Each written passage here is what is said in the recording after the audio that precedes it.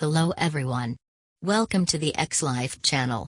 Before coming to the video today, don't forget to subscribe to our channel. Today we will talk about Top 10 Martial Arts for Self-Defense. Martial arts are great as spectator sports and a good way to get fit, but they really come into their own when they are used in self-defense, undoubtedly the ultimate result for many of them. This list looks at 10 of the best martial arts for if you're especially interested in defending yourself against attackers. 10. Kickboxing. Firstly, and this is true for all these entries, if you're on the street and a stranger attempts to mug you, or worse, he most likely doesn't know any particular fighting style, other than swing for the fences and keep moving forward. There are quite a few offshoots of kickboxing, the most famous of which is Muay Thai, which roughly translates to Art of the Eight Limbs.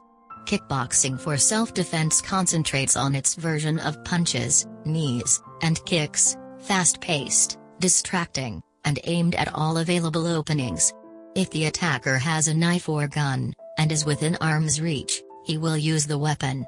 The defender is thus armed with more weapons: hands, feet, knees, elbows, head. Simply walk toward the attacker, who has any weapon but a gun, and throw a front kick straight up against his chin as hard as possible.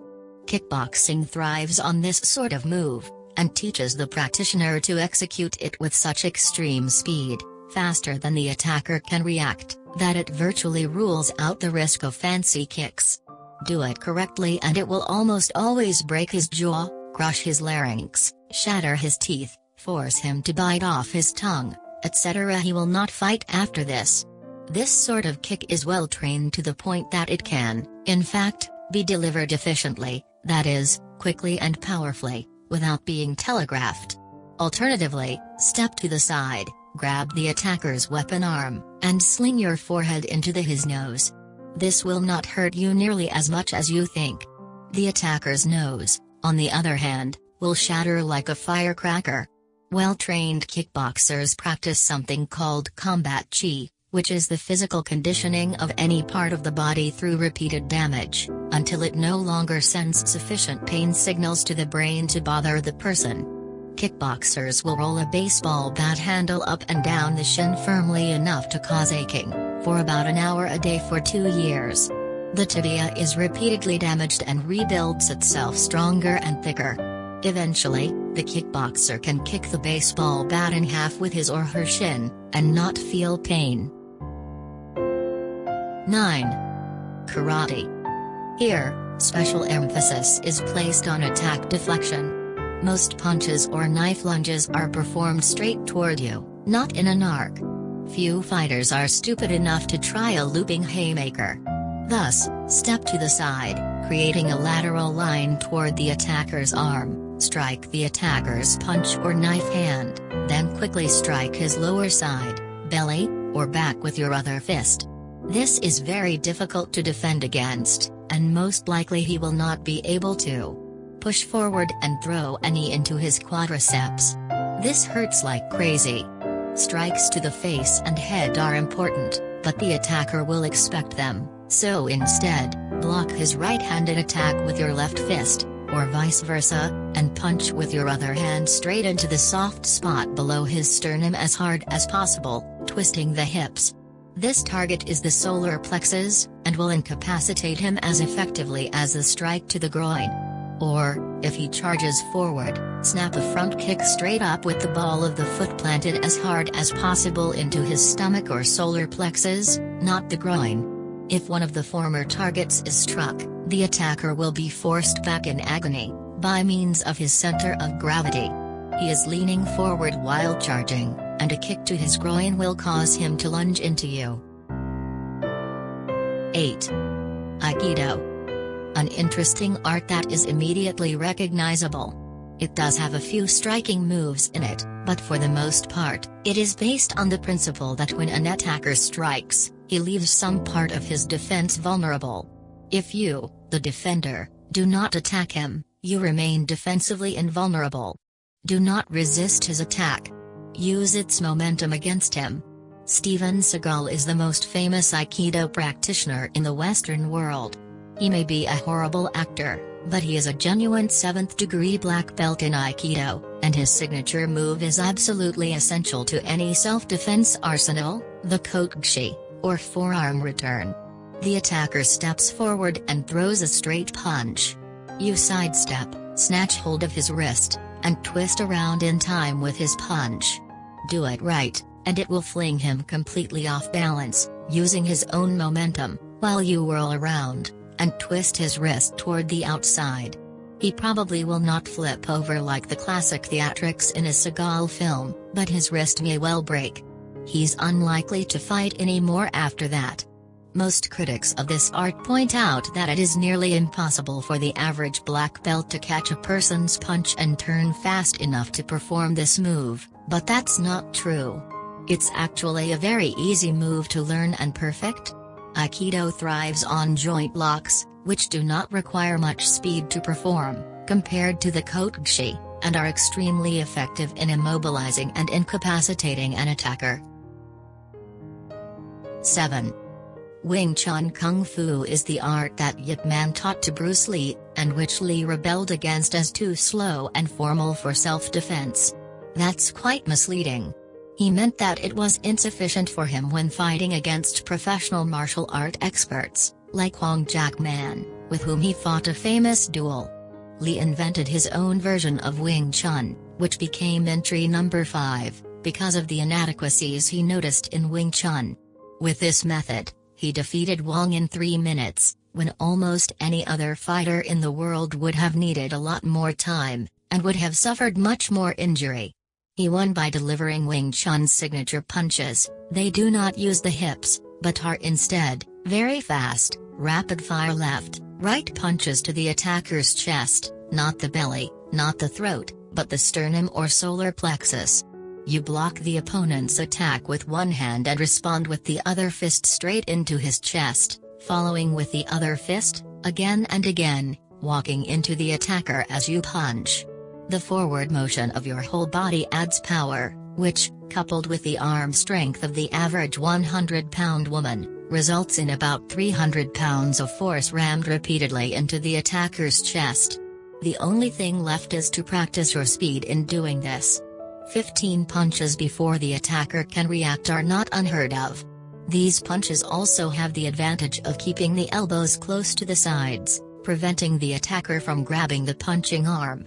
Then there's the centerline defense versus looping attacks, like a haymaker or roundhouse kick. The shortest distance between 2 points is a straight line, so instead of picking up extra power by swinging around and twisting the hips, you block the attacker's strike and simultaneously throw a front kick straight forward into his belly. This will take almost anyone off his feet the first time, if you kick as hard as possible. The closer range of this method favors a shorter person, like a woman defending herself against a would-be rapist, etc. The closer the two people are, the easier it is for the shorter person to invade the reach of the larger person, effectively penetrating his defense. Get the original illustrated guide, edited by Bruce Lee himself. Learn Wing Chun with Wing Chun Kung Fu at Amazon.com. 6. Jiu-Jitsu. This is the most universal style on this list. It is a true hybrid, incorporating elements of grappling, hard striking, eye gouging, choke holds, biting, joint locks, as well as the awareness of the defender's center of gravity versus the attacker's center of gravity. You throw your attacker by lowering your center of gravity onto his, and jerking him over you, or around you. It's simple and effective. If he attacks with a weapon, you trap this arm, then deliver a knife hand strike to his collarbone, while shoving him backward and down, locking the weapon wrist and breaking it. If he throws either a front or roundhouse kick of any kind, he must stand on the other leg. You sidestep his kick, trap the leg, and deliver your own kick into his standing knee, breaking it backward, then whipping him around by his raised leg. He will go down and will be unlikely to be capable of much retaliation. If he charges forward and grabs your shirt, you do not move backward. You move forward and bend down, Ram your hip into his midsection, grab one of his shoulders with one hand, and with the other grab him around his back, and whip him over your own shoulder, shoving upward with both legs. A 100-pound woman can do this very easily to a 250-pound man. You can then trap one of his arms and lock one of its joints while he is down. 5. Jeet Kune Do. Bruce Lee envisioned a style without style, which seems nonsensical. But try to understand the concept of adaptation. Lee emphasized this above all: the worst thing you can do is to anticipate the outcome of a fight. You ought not to be thinking of anything but his attack and your response. Clear all other thoughts from your head, or they will slow you down. Thus, you use one stance, the Western fencing and guard stance. Remain bouncing on the toes in order to switch from left forward to right forward foot, to retreat or to advance, to be able to kick with either leg. Footwork is all important in a real fight, as it determines how far you are from the attacker. Elements of Wing Chun include close quarters trapping of hands and feet, no kicks higher than the waist, since kicking higher than this leaves the groin and standing leg vulnerable, and simultaneous attack, defense. Elements of Jiu-Jitsu include body throws and strike deflection. Emphasis is placed on the speed of strike combinations, and well-trained practitioners can strike the attacker's throat up to 10 times in 1 second. 4. Western boxing. You've heard stories of would-be muggers picking the wrong old man to mug. The fight typically ends with one swing. That's all a boxer needs. In fact, boxers have been imprisoned, wrongfully, in my opinion, for defending themselves from muggers, murderers, bank robbers, etc., on the grounds that their hands are lethal weapons. Boxers throw punches faster, harder and more accurately than any other trained fighter on the planet. This is because boxers train on average for 4 years to do just that, punch properly. They are not allowed to kick, so their hands are all they have. Consider that Rocky Marciano knocked out Rex Lane with an off-balance, out-of-reach right hand, covered with a 16-ounce leather glove. This punch knocked Lane's mouthpiece 10 feet across the ring, out of clenched jaws, and sheared off 4 of his teeth at the gum line. Boxers also toughen their bodies religiously, every day, to strengthen their muscles for endurance and durability. They don't look as hulkingly large as bodybuilders, but their muscles are as powerful and hard as a farmer's. They punch, block, bob and weave going forward, and punch, block, bob and weave going backward. They are drilled relentlessly with the maxim, always protect yourself.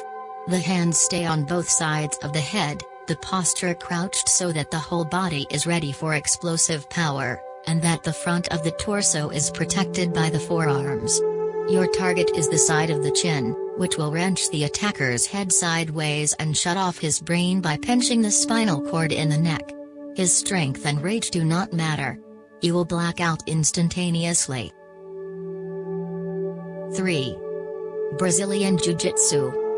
This hybrid mixes Jiu-Jitsu standing throws and strikes with ground fighting, which emphasizes joint manipulation and overall control of the opponent, effectively ending a fight very quickly. The larger the attacker, the more easily he can be grappled off his feet, using his center of gravity against him, and forcing him to submit, or pass out. Once on the ground, the first thing Brazilian Jiu-Jitsu teaches is to seize a limb and break it at a joint, knee bars for snapping knees or ankles, arm bars for snapping elbows and wrists, chokeholds and the use of the powerful legs to immobilize the attacker's torso while the defender ends the fight with fists or elbows to the face. 2. Keezy fighting method. You'll see it in Chris Nolan's Batman films. It was developed by Justo Diguez and Andy Norman, based on Diguez's street fighting experiences in Spain. Batman's method of fighting is understood from the comic books to require the utmost efficiency, because Batman is a genius at fighting crime, and will not waste time or effort in putting criminals away. 10 or 20 bad guys at a time routinely attack him, and Diguez and Norman have developed the style to defend against this many people. It sounds impossible, But after 6 or 7 years of training in it, which is not too terribly long, anyone can perform all the necessary moves. You become a self-defense machine. Nolan looked around for a style of fighting never depicted on screen, something fast-paced, close quarters, but quick, dirty and brutal. Classical Taekwondo is beautiful to watch, but terribly inefficient in terms of the street fight, in which there are no rules. The Kizi method has almost no kicks of any kind. It thrives on extreme close quarters combat using every weapon the body can quickly wield in such a small space: fists, head, knees, and especially the elbows. There is only one stance to know, and when you see it one time, you can do it, the thinking man, with the hands clasped on the head, and the elbows raised to protect the head, neck and upper chest. It looks like a man holding his head while deep in thought. It is designed to strike with the sharp elbows, and lots of hammer fists, which are much more powerful and devastating than straight punches, because they employ the entire upper body in bringing the firm, outside muscle, from the root of the little finger to the wrist, down like a hammer against the target. This is a hybrid style, using elements of grappling from Jiu-Jitsu and Aikido, ground fighting from Brazilian Jiu-Jitsu, close strikes and center-line defense from Wing Chun, and trapping from Jeet Kune Do. The Kizi method teaches its practitioners to defend themselves against any number of attackers, 5, 10, 20 and even more, with a 360-degree range of aggression, and to observe all objects in the vicinity for their potential as weapons. 1. Krav Maga. It is Israel's national martial art, developed largely by Emil Lichtenfeld, and dedicated to no-holds-barred incapacitation for the purpose of street survival. No quarter is expected or given. It incorporates Western boxing punches, karate kicks and knees, Greco-Roman wrestling, Brazilian Jiu-Jitsu ground fighting, Jiu-Jitsu throws and grappling, and most importantly, bursting, adapted from Wing Chun. This is a simultaneous defense/attack. Instead of blocking an attack and then delivering a response, you block the attack and deliver a response at the same time, i.e., block with the left arm and push forward with the legs, striking with the right fist to the throat, all simultaneously. Also stressed are attacks to vulnerable body parts, the eyes, throat, and groin. Attackers can expect testicular ruptures. Emphasis is also placed on disarming attackers with both knives and handguns, and turning these weapons on the attacker. It also exclusively trains hand-eye coordination, until defense becomes second nature and does not require thought. And a good Krav Maga instructor can teach all of this to anyone, regardless of athletic prowess, in only 3 to 6 months. Just Now is top 10 martial arts for self-defense. If you have more information about this topic, please let us know by commenting below. Don't forget to like video and subscribe channel to support us.